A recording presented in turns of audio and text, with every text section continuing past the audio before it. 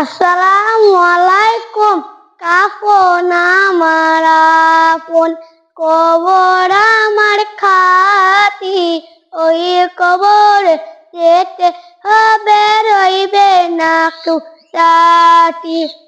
ওই কবরে যেতে হবে, রইবে না কেউ সাথী। কাফন আমার আপন, কবর আমার খাতি, ওই কবরে যেতে হবে, রইবে না কেউ সাথী। ওই কবরে যেতে হবে, রইবে না কেউ সাথী। থাকতে হবে তিরালায়, একাই একাই বাস্তালায়।